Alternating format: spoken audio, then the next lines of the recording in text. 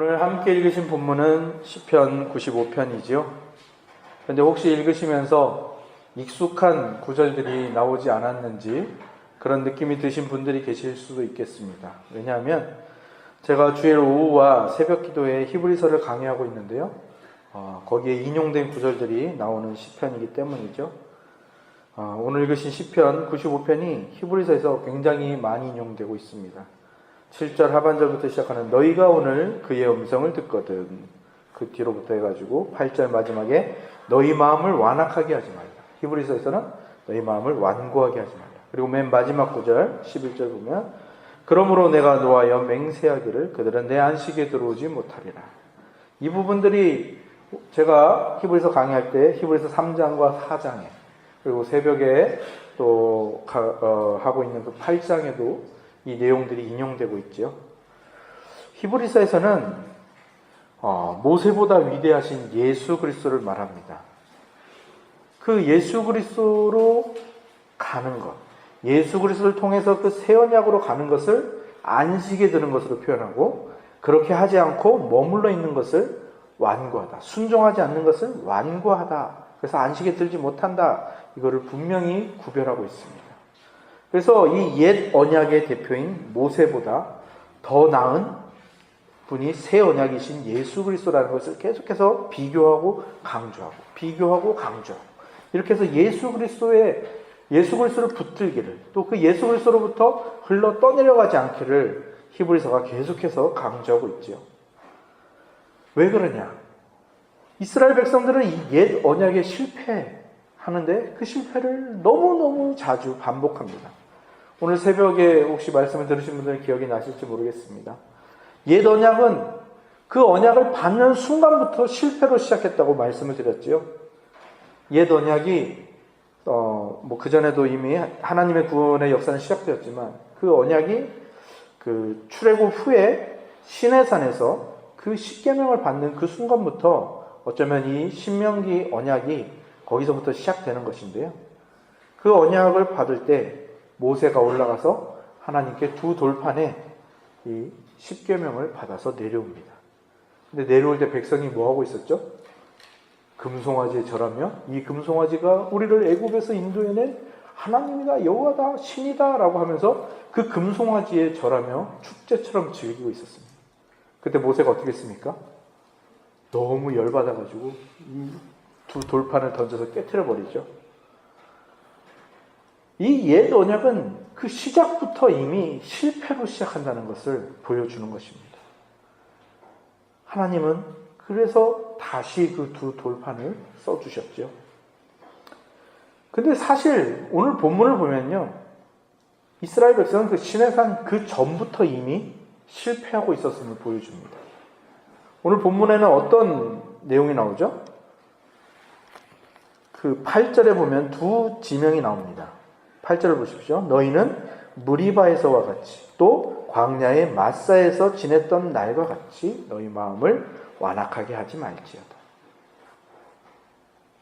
이때는 어느 때인가 하면 하나님께서 이스라엘 백성에게 기적과도 같은 애굽에서의 대탈출을, 구원을 부어주시죠. 10가지 재앙을 내려서 애굽이 항복하고 바로가 항복해서 그들이 애굽에서 나오는 놀라운 경험을 경험한 후입니다. 그것뿐입니까? 홍해가 갈라지죠. 그래서 이스라엘 백성은 쫙 다 건너는데 그 뒤따라오던 애굽 군대는 어떻게 됩니까? 홍해가 다시 덮이면서 그 물 아래 다 죽어버리죠. 그뿐만이 아닙니다. 이 마사와 무리바 가기 전에 하나님께서 만나도 내려주시고요. 그 다음에 메추라기, 고기를 먹고 싶다고 하니까 메추라기도 내려주십니다. 그리고 낮에는 뭘로 인도하시죠? 구름기둥. 왜요? 너무너무 뜨거우니까요. 그걸 가려주고 그 다음에 멀리서도 보이는 이 구름기둥을 통해서 그 갈 길을 인도해 주시는 겁니다. 밤에는요, 불기둥으로. 그 구름기둥이 밤에는 그 안에 불이 있어서 온갖 그 위험한 짐승들로부터 보호해주고 또 따뜻한 온기도 주면서 정말 이 이스라엘 백성들이 얼마나 큰 기적 속에 있는가, 얼마나 놀라운 하나님의 그 신비한 은혜 속에 있는가를 누리고 있는 와중에 이 마사와 무리바 사건이 발생하는 겁니다. 이 놀라운 기적을 눈앞에서 경험한 이들이 잠깐의 어려움에 봉착하게 됩니다. 그 잠깐의 어려움이 뭐였냐면 물이 부족한 겁니다. 물이 없습니다. 광야니까요. 목말라서 괴로우니까 백성들이 모세를 공격합니다. 우리를 목말라 죽게 하려고 이집트에서 우리를 꺼내왔느냐? 이렇게 여기서 죽게 할 거라면 왜 애굽에서 우리를 꺼내왔느냐? 모세와 하나님을 함께 공격을 했습니다. 그러면서 무슨 말까지 나왔냐면 차라리 애굽에서 살 때가 더 나았다. 그런 말까지 서슴지 않는 모습을 보입니다. 이때 모세가 하나님께 이것을 위해서 기도하였고 하나님께서는 한 반석에서 물이 나게 하십니다. 이스라엘 백성이 하나님에 대해서 다투었기 때문에 무리바라고 불렀고요. 하나님을 시험했기 때문에 마사라고 불렀습니다. 두 지명이 하나의 사건을 가리키고 있고요. 이스라엘 백성이 얼마나 실패 속에서 이 가나안 땅을 찾아가는 행군을 시작했는지, 그리고 이 이스라엘이 받은 언약이 어떻게 실패로 시작했는지 그걸 보여주는 사건이죠. 이런 이야기를 들으면 참 그 사람들이 참 못마땅하다는 생각이 들지 않습니까? 야, 진짜 배가 불렀다. 정말 되먹지 못한 사람들이다. 이런 생각이 들 정도 아닙니까? 아니, 미련하다, 어리석다 이런 말이 막 저절로 나오죠. 어떻게 눈앞에서 그 놀라운 기적들을 경험하고 나서 겨우 물 부족한 것 가지고 저럴 수 있을까? 이런 생각이 드시지 않습니까? 그런데 우리도 이럴 수 있다는 것이죠. 우리가 하나님이 우리에게 주신 구원, 예수 그리스도로 이루어진 이 새 언약을 잘못 이해하면 우리도 충분히 이럴 수 있다라는 겁니다. 이 구원에 대해서 잘못 이해하는 것, 그리고 이 새 언약에 대해서 잘못 이해하는 것은 어떤 식으로 생각을 하는 것인가 하면 구원을 받으면 모든 것이 다 바뀔 것이다 라고 생각하는 겁니다. 그런 사람들이 있습니다.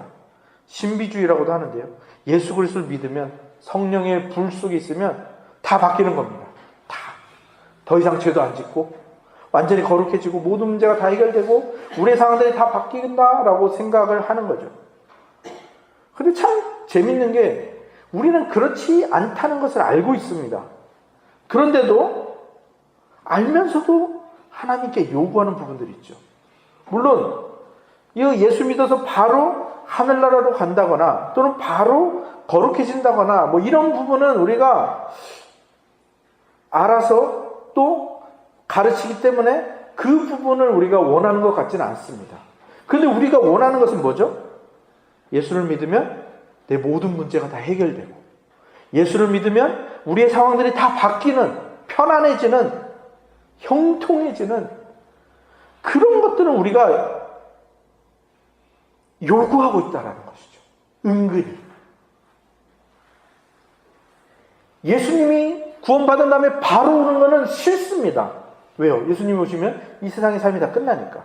예수님은 아주 나중에 천천히 오셨으면 좋겠고 그 전에 지금 당장 내 모든 문제가 다 해결이 되는 것, 우리의 상황이 다 좋고 편하게 바뀌는 것, 우리가 은근히 그것을 요구하고 있다고요. 하나님께. 왜 그럴까요? 우리가 이러한 잘못을 범하는 이유가 무엇일까요? 오늘 본문에는 그것을 뭐라고 표현합니까? 마음이 완악해졌기 때문이다. 그걸 좀 현대말로 좀 쉽게 바꿔볼까요? 그것은 하나님을 비인격적으로 대한다는 것입니다.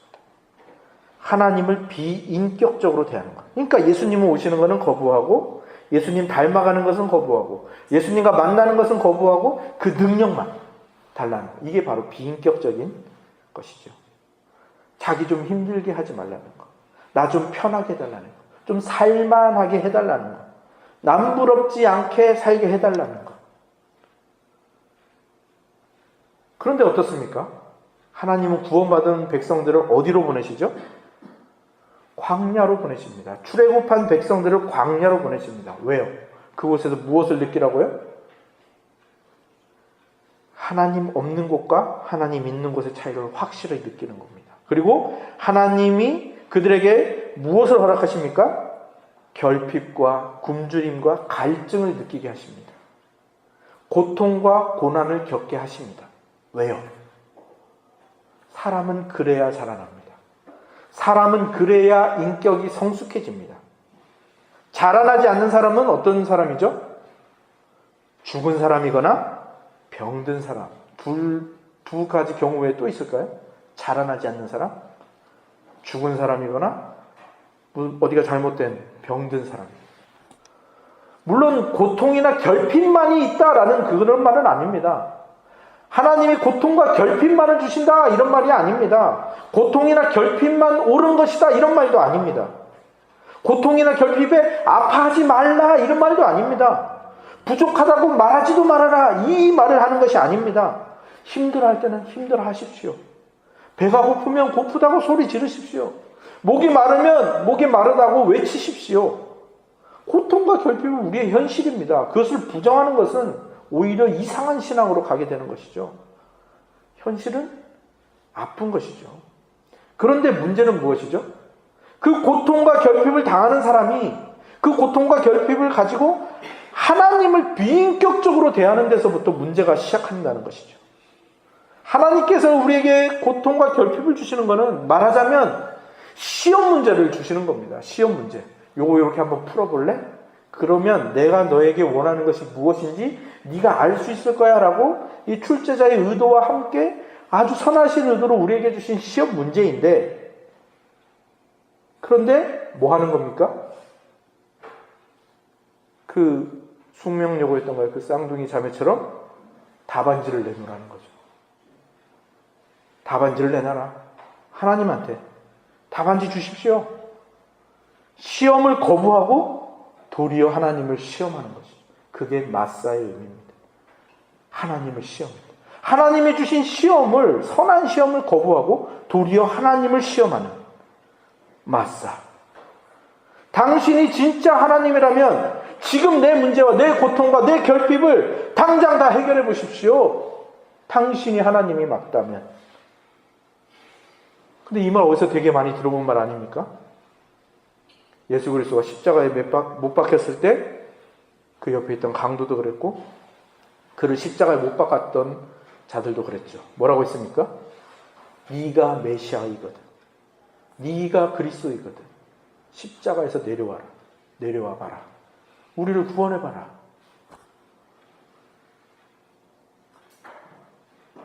비인격적으로 가면 그렇게 되는 것입니다. 비인격적으로 가는 이유는 그리고 사실 단 한 가지입니다.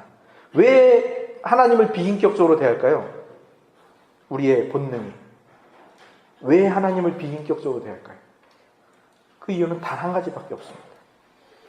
나를 바꾸기 싫어서입니다. 나는 가만히 있겠다는 거죠. 인격적인 교제도 부담스럽습니다. 나 자신을 바꾸는 것도 귀찮습니다. 하나님이 내신 시험 문제 푸는 것도 싫습니다. 그렇지만 요건 좀 바꿔주시죠. 요 문제는 좀 해결해 주시죠. 인격적인 것은 거부하고 하나님의 능력만 달라는 거죠. 홍해를 갈랐던 능력만 주세요. 애굽에 재앙을 내렸던 그 능력만 주세요. 만나와 메추라기와 반석에서 나오는 물만 주세요. 그 외에는 가만히 계세요. 그렇게 비인격적으로 가니까 어떻게 되는 겁니까? 정말 가만히 있는 신을 만들어낸 거죠. 금송아지. 사실 우리도 그렇습니다. 우리가 하나님과 인격적인 관계로 들어가지 않으면 우리는 어떻게 되는지 아십니까? 예배를 드리면서도 우상 숭배를 한다. 예배를 드리면서도 금송아지 같은 우상을 만들고 있다라는 것입니다. 나 자신은 바뀌지 않으면서 환경만 바뀌게 해주세요. 나 자신은 바꾸지 않으면서 문제만 해결해 주세요. 그렇게 기도하는 것은 금송아지를 빚고 있는 것입니다. 나 자신에게 일어난 일들을 돌아보며 왜 하필 나한테만 이렇게 하시는 거죠? 도대체 왜? 제가 뭘 잘못했기에 저한테 이러시는 거죠? 그렇게 원망하고 있는 것도 금송아지를 만들고 있는 거예요. 하나님은 가만히 계십시오. 나도 바꾸지 않겠습니다. 그냥 우리 비즈니스적인 관계로 그냥 능력만 주시고 저는 바칠 거 바치고 예배 드릴 거 드릴 테니까 능력만 주시죠. 자기 자신을 돌아보며 또 자기 자신에게 펼쳐진 이 문제들과 이 어려움들과 모든 상황들을 돌아보며 정말 하나님이 나에게 원하시는 게 뭘까? 이거를 헤아려 보는 것이 필요한데 해답지 내놓으십시오 하는 순간 우리는 금송아지에게 절하고 있는 것입니다. 오늘 본문은, 오늘 시편은 그런 사람들은 결코 하나님의 안식에 들어오지 못한다라고 말하고 있습니다. 지난번에 제가 안식을 설명하면서 그 시간의 개념을 설명했던 부분 기억하실지 모르겠습니다. 신약 성경에 시간을 뜻하는 두 단어가 나온다고 했죠. 하나는 크로노스, 하나는 카이로스. 이게 잘 외워지지 않으신다면 이렇게 생각하시면 됩니다. 하나님이 비, 궁, 땅, 해, 넷째 날에 해와 달과 별을 만들면서 뭐가 생겼죠? 사시사철이 생겼고 절기가 생겼고 월삭이 생기고 그 시간이라는 게 생겼습니다. 그렇게 생겨난 시간, 우리에게 하루라는 이 주어지는 24시간에는 시간, 그냥 일반적인 시간을 크로노스라고 생각하시면 됩니다. 근데 이 시간이 의미가 있어지는 시간으로 바뀝니다. 그게 언제 바뀌죠? 안식일에, 일곱째 날 세상을 다 창조하시고 사람까지 창조하신 다음에 그 사람을 만나기 위한 이 안식일날, 사람과 하나님이 만나는, 인격적으로 만나는 이 안식일날 드디어 시간이 의미가 있어지는 겁니다. 그것이 카이로스입니다. 그러니까 이것이 외워지지 않으시면 일반적인 시간과 의미 있는 시간 이렇게 기억하시면 되겠습니다. 그러니까 하나님께서 주신 시간을 우리가 하나님과의 교제하며 의미 있게 보내는 시간으로 가지면 그 시간 하나하나가 우리의 재산이 되고 실력이 되고 우리의 성숙이 되는 것이죠. 그런데 그렇게 우리가 하나님과 인격적으로 나아가지 않고 하나님을 금송아지 취급하며 내 문제만 해결해 주십시오라고 한다면 어떻게 된다고 했죠? 이 크로노스라는 게 제우스의 아버지 이름이었는데 그 아들들을 다 잡아먹습니다. 그러니까 우리가 이 하나님과 인격적인 교제 속에서 이 시간을 보내지 않으면 우리는 이 시간들을 잡아먹히는 겁니다. 우리의 시간들이 다.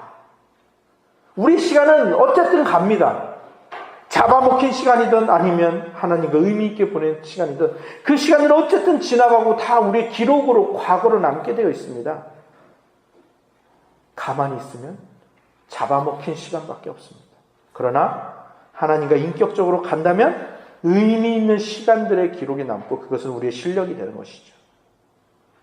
무리바와 마사를 경고하는 이유가 바로 여기에 있습니다. 그래서 성경에서는 여러 군데서 이 무리바와 마사의 사건을 계속 언급합니다. 시편 81편에서도 언급하고 있고 히브리서에서도 계속해서 언급하고 있죠. 하나님을 시험하지 말라. 하나님을 비인격적으로 대하지 말라. 하나님이 내 문제를 풀어주시면 내 편인 것 같고 내 문제를 안 풀어주면 내 편이 아닌 것 같고 그렇게 땡깡 부리는 그런 신앙에서 벗어나라는 것입니다. 그런 금송아지 숭배에서 벗어나라는 것이죠. 그런 자에게 안식이 있을까요? 없습니다. 왜요? 문제가 찾아올 때마다 원망할 것이고 문제가 생길 때마다 실망할 것이고 문제가 터질 때마다 시험에 들게 될 것이기 때문이죠. 그러나 하나님과 인격적인 관계로 나간 사람은 어떻습니까? 참된 안식을 이 땅에서 미리 누리죠. 왜요? 문제가 터지면 그 문제가 괴롭긴 하지만 그 문제를 통해서 뭘 생각하죠? 하나님이 이 문제를 나에게 주신 그 출제자의 의도가 뭘까? 이 문제를 통해서 나를 어떻게, 어디로 인도하실까? 어떻게 성장시키실까? 물론 그 문제를 푸는 것은 괴롭고 어렵고 힘든 일이지만 결국 어떻게 되는 겁니까? 이 문제 가지고 씨름하면서 결국 하나님을 생각하게 되고 하나님을 만나는 대로 가게 되는 것이죠. 그러니까 우리 인생에 어떤 문제가 찾아온다면, 우리 인생에 어떤 어려움이 찾아온다면, 어떤 상황들이 발생한다면 저는 그것이 어떤 형태이든 상관없이 하나님의 손길이라고 단언할 수 있습니다. 그리고 그것이 어떤 문제든 간에 그 문제로 인해서 우리의 내면이 변하게 될 것이고 우리의 인격이 성숙해지는 대로 나아가게 만들 것이라는 것도 저는 단언할 수 있습니다. 우리가 그렇게 사용하지 않을 뿐이죠. 오늘 본문을 보실 때 앞에서 무리바와 마사와 관련 없는 이야기들이 계속 나오는 것을 볼 수가 있죠. 오라 우리가 여호와께 노래하며 우리의 구원의 환상을 향하여 즐거이 외치자. 우리가 감사함으로 그 앞에 나가며 시를 지어 그를 노래하자. 여호와는 크신 하나님이시요 모든 신들보다 크신 왕이시기 때문이도다. 땅의 깊은 곳이 그의 손 안에 있으며 산들의 높은 곳도 그의 것이로다. 바다도 그의 것이라. 그가 만드셨고 육지도 그의 손이 지으셨도다. 오라 우리가 굽혀 경배하며 우리를 지으신 여호와 앞에 무릎을 꿇자. 이 얘기들을 왜 하는 거죠? 하나님이 이 세상을 창조하실 때 다 땅만 창조하지 않으셨다는 겁니다. 그게 얼마나 감사한 일인지 모르겠어요. 지난번에 노인대학에서 증도를 방문하지 않았습니까? 저는 바다와 갯벌이 그렇게 아름답고 마음을 평안하게 해주는 곳인지 증도에 가서 처음 알았습니다. 그 더 오래전에는 울릉도에 갔을 때 섬이 이렇게 아름답고 신비한 곳이라는 걸 울릉도 가서 처음 알았고요.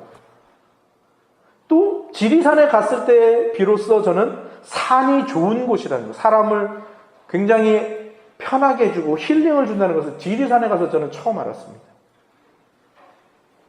하나님은요, 평지도 만드셨지만 높은 산도 만드시고요, 깊은 바다도 만드시고요, 정말 깎아지를 듯한 계곡도 만드신 겁니다. 사막도 만드셨고요, 광야도 만드시고 극지도 만드셨어요. 제가 아직 사막이랑 극지는 못 가봤거든요. 근데 저는 제가 사막을 가거나 극지를 간다면 저는 분명히 그곳에서 감탄하고 하나님의 솜씨에 감탄하고 아마 눈물이 핑 도는 경험을 하게 될 것을 저는 분명히 느끼게 됩니다. 우리의 인생도 마찬가지입니다. 우리의 인생을 그냥 평탄하게 하나님이 만들지 않으셨습니다. 왜요? 그거는 죽은 것입니다. 아무런 위험과 고통도 없이 살아가도록 하시지 않습니다. 그것은 자녀를 대하는 부모의 태도가 아니죠. 제가 노인대학에서 체조할 때 하지 않던 행동들, 또 하지 않던 부위를 스트레칭 하면은 막 근육통이 올라옵니다. 그때 제가 어르신들에게 하는 말이 있습니다. 아프시죠? 근육통이 생기시죠? 그게 살아있다는 증거입니다. 고통이 없는 것은 사람이 아니죠. 고통이 없는 사람은 이것도 두 가지밖에 없겠죠. 시체 아니면 뭔가 심각한 문제가 있는 환자겠죠. 하나님은 사람을 높게도 하시고 낮게도 하시고 고통도 있게 하시고 즐거움도 있게 하시고 슬픔도 있게 하시고 기쁨도 있게 하시고 눈물, 웃음 이것이 공존하도록 사람을 만드셨습니다. 우리의 인생을 이렇게 버라이어티하게 그냥 다양하게 아름답게 신비하게 인도해 가십니다. 우리는 이것에 감사해야 합니다. 기쁠 때만 감사하는 건 누구나 다 할 수 있습니다. 그거는 하나님을 믿지 않는 사람도 할 수 있는 일이에요. 그러나 어려움이 찾아올 때 눈물이 나고 괴롭지만 그 눈물이 나고 괴로운 것을 그냥 없애주는 것이 하나님의 사랑이 아니라는 것을 기억하셔야 합니다. 하나님은 어떤 분이시죠? 우리가 눈물이 나고 괴로워할 때 함께 울어주시는 분입니다. 함께 괴로워해 주십니다. 그리고 그것을 통해 우리를 만나주시는 분이고요. 그 만남으로 인해서 우리가 더 성숙하고 더 풍요로운 삶으로 나아갈 수 있도록 해주시는 것입니다. 그래서 예수님이 이 땅에 찾아오신 겁니다. 육체를 입고 말씀이 육신이 되어 그냥 하나님이 내가 그런 존재야 라고 말만 하시는 게 아니라 육신으로 찾아오신다는 겁니다.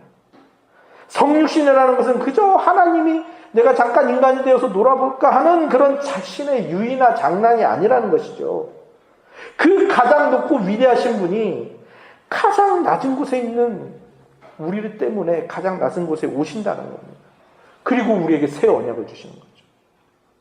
실패로 시작했던 이 옛 언약은 다 없애버려요. 그것을 갱신하는 것도 아닙니다. 그거는 다 그냥 덮어두라. 그것은 낡아지고 쇠화해지는 것이다. 다 놔두라. 히브리서 8장에 나오는 말씀이죠. 새 언약으로 나아가라. 다른 말로 하면 뭡니까? 비인격적인 신앙 버리고 인격적인 만남의 신앙으로 나아가자. 내가 그래서 이 땅에 찾아갔다. 그 새 언약은 예수님이 이 땅에 찾아가서 뭐 하셨습니까? 좋은 것이지만 우리가 하나님께 나아가는데 방해가 되는 것들은 그 옛 언약을 다 없애버리고 율법도 없애버리시고 그 율법을 완전히 새로운 의미로 바꿔주십니다. 율법마저도 인격적으로 바꾸십니다. 예수님이 오시니까 십계명이 사랑의 계명이 되어버렸습니다. 하나님께 나아가는 통로를 우리에게 말씀해 주시는 것이죠. 그러니까 우리는 뭐만 하면 됩니까? 예수님을 통하여 하나님 만나는 거에만 몰두하면 됩니다. 히브리서 기자가 예수 그리스도에게 흘러 떠내려가는 것을 주의하십시오. 하나님에게서 떨어져 나가는 것을 주의하십시오. 그분의 안식에 들기를 힘쓰십시오 라고 말하는 것이 다 똑같은 뜻입니다. 우리 인생의 답이 거기 있다는 것이죠. 하나님의 목적은요, 다른 것에 있지 않습니다. 창조의 중심이 어디 있다고 했습니까? 사람입니다. 사람. 창조의 중심. 그걸 위해서 다른 걸 다 창조하신 거예요. 그러니까 다른 것은 하나님의 목적이 아니에요. 사람이 중심이고 그 사람과 하나님이 만나는 이 안식일이 창조의 목적과 중심인 것입니다. 그러니까 하나님의 목적은 처음부터 끝까지 우리입니다. 나입니다. 나. 우리가 해야 될 일은 그 예수님 붙들고 예수님 만나면서 예수님 닮아가고 하나님 만나면서 하나님 닮아가고 그 외의 모든 문제들은 다 뭡니까? 그 목적을 이루는 수단이요 과정들인 것 뿐이죠.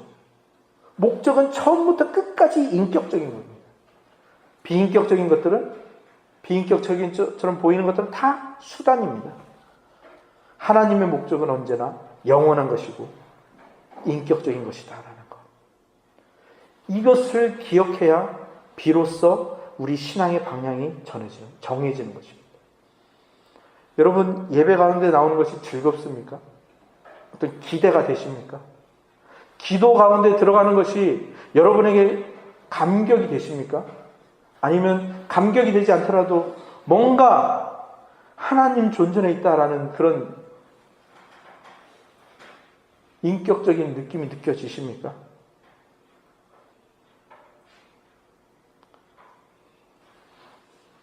그 방향으로 우리가 나아가야 합니다. 그냥 시간이 되어서 그냥 하던 대로 하는 것들은 여전히 옛 언약의 비인격적인 것에 금송아지에 매여 있는 신앙일 뿐입니다. 예배를 통해 내가 바뀌어 가는 것은 왜? 하나님과 만나니까 자꾸 쓸데없는 것들이 깎여서 나가는 겁니다. 기도를 통해서 하나님과 대화하니까 자꾸 뭔가 내 안에서 이건 하지 말아야겠구나. 그러니까 우리가 여름에 가족 수련회 주제로 잡은 죽게 하듯 하라라는 이 말은요. 주님을 만나지 않은 사람, 인격적으로 만나지 않은 사람은 결코 할 수 없는 일입니다. 그러나 주님을 만나는, 인격적으로 만나는 사람에게는 자연스럽게 일어나는 일이죠. 왜요? 내 안에도 예수님이 계시고 저 지체 안에도 예수님이 계시는데 내가 저 사람을 대할 때 죽게 하듯 하지 않을 수 없는 것이죠.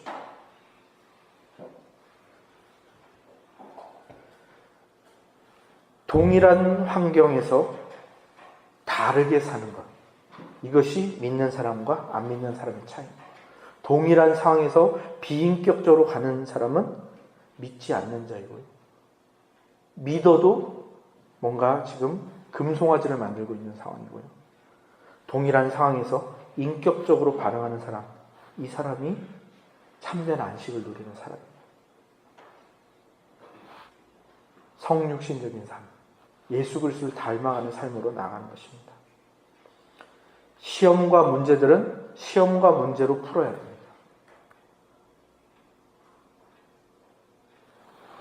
그것을 통해서 출제자의 의도와 그 출제자를 만나는 대로 나아가야 됩니다.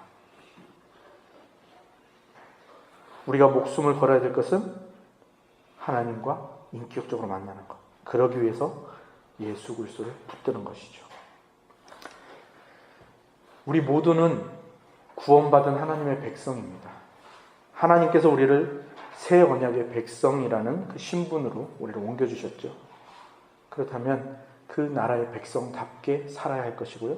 그렇게 우리를 옮겨주신 하나님께 오늘 95편 전반부에 나오는 것처럼 감사하며 찬양하며 그에게 영광을 돌리며 그렇게 인격적인 관계를 맺어가며 살아가야 합니다. 이것을 잊어버리면 다 잃어버리는 겁니다. 그러나 이것을 잡으시면 다 잡으신 겁니다. 고통과 시험 속에서 살아가는 우리의 인생이 결코 쉽지 않습니다. 때로는 힘겹습니다. 그러나 그 안에서 하나님의 손길을 발견하시며 그 출제자의 의도를 파악하시며 그 출제자를 만나시다. 그래서 인격이 성숙해 가시고 더 아름다워져 가시는 저와 여러분이 되기를 주님의 이름으로 축복합니다. 기도하겠습니다.